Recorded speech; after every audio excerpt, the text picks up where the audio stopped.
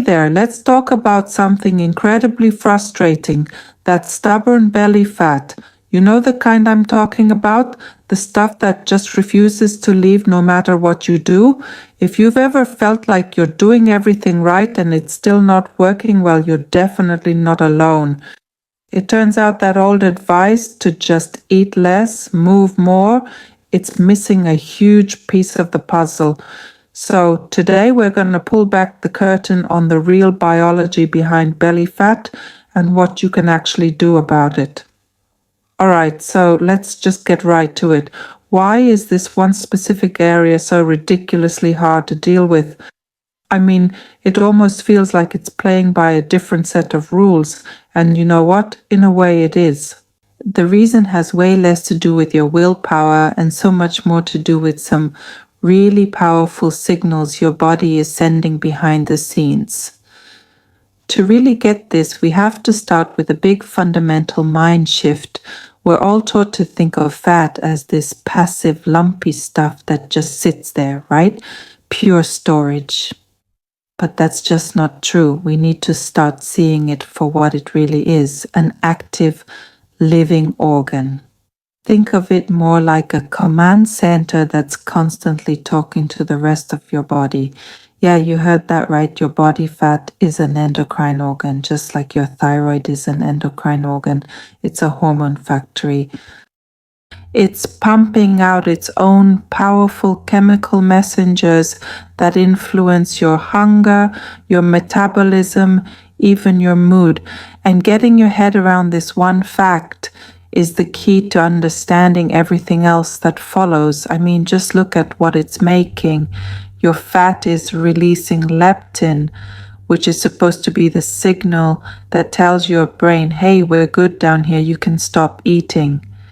It also produces estrogen, which has a huge say in where your body decides to store fat.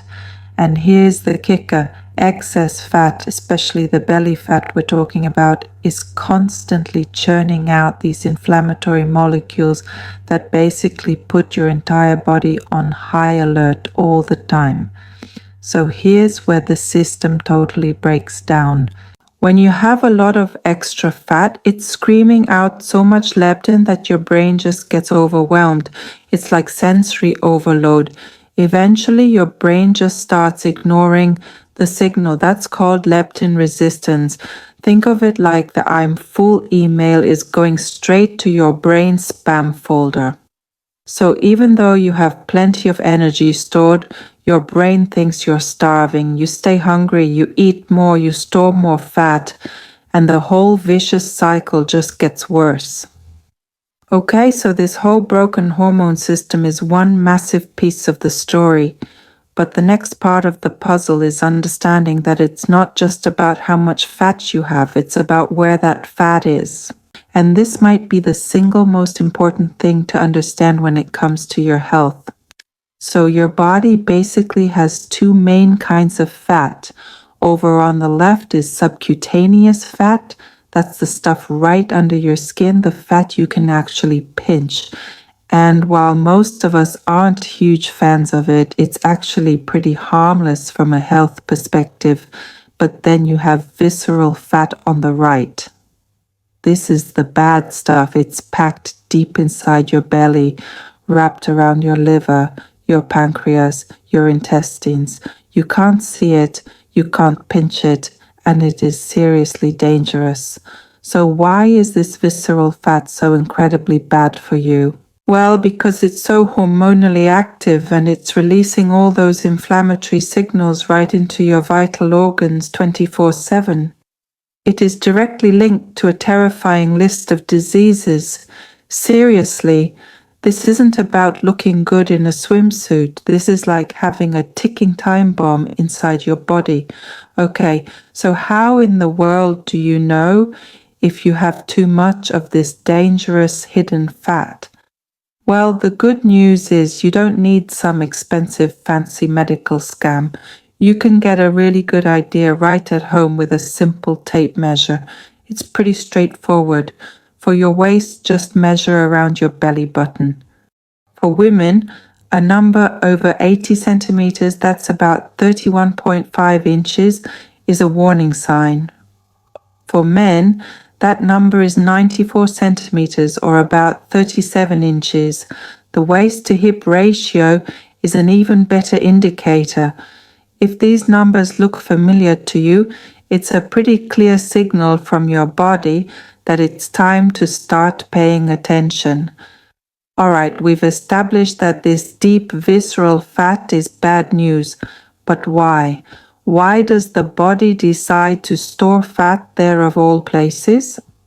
It turns out there are three main biological culprits that are basically telling your body to pack it all in right around your middle. This quote just nails it. It perfectly captures culprit number one: stress. You see, our bodies are running on this ancient survival software that was designed for a world of immediate physical threats. But our modern chronic sit on the couch stress triggers that exact same response. Let's just walk through this. So you're sitting at your desk, stressed about a deadline, or maybe just scrolling through stressful news on your phone. Your body doesn't know the difference. It just senses danger and floods your system with the stress hormone cortisol. Cortisol then tells your liver, emergency, dump sugar into the blood for energy. It's trying to fuel your muscles for a fight or a flight that never comes. So all that extra sugar is just floating around with nowhere to go.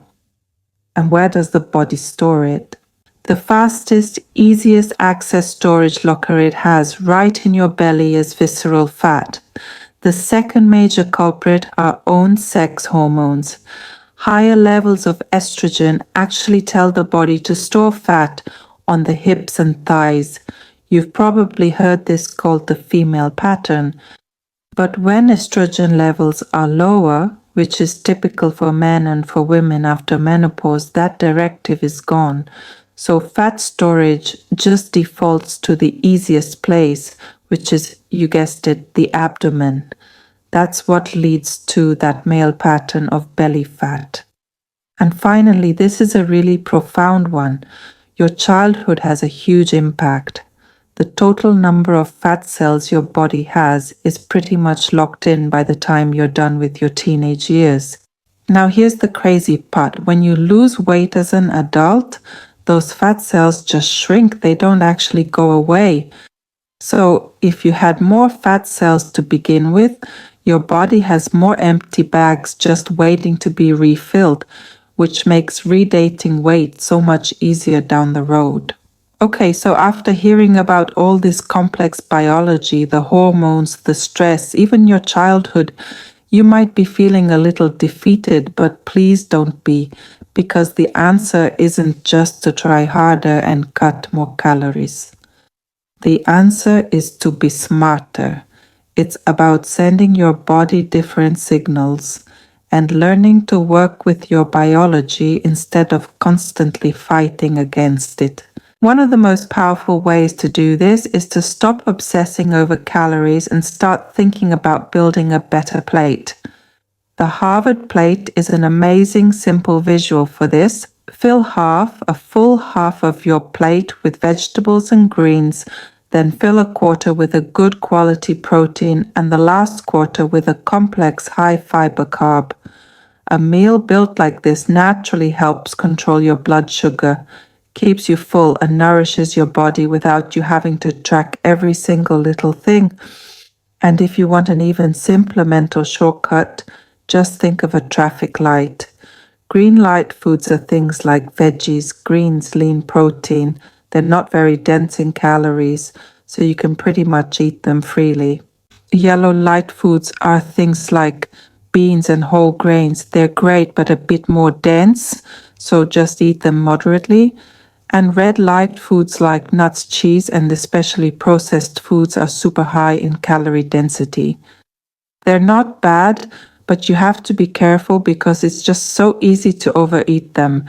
But here's the thing, nutrition is absolutely critical, but it's only one part of the equation.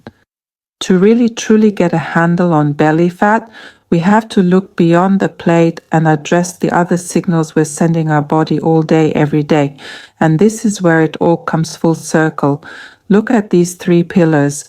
They directly fight back against the problems we just talked about. Getting quality sleep actually lowers your cortisol and helps keep those hunger hormones in check. Regular activity releases adrenaline, which is especially good at getting your body to burn that dangerous visceral fat for fuel, and finding ways to manage your stress that directly calms down that cortisol response that's so desperate to store fat in your belly. It all works together. So, if there is one thing you take away from all of this, let it be this. The struggle with belly fat is not a failure of your willpower, it's a matter of biology. You are not weak, your body is just doing exactly what it's being told to do by the signals you're sending it. So the real question is, when you look at your food, your sleep, your stress, your movement, what's the one signal, just one, that you can start to change today? Dear friends, if you enjoyed this video, please give it a like and don't forget to subscribe to this channel so you don't miss new useful videos. If you have any questions, write them in the comments. I'll be sure to answer. Stay healthy.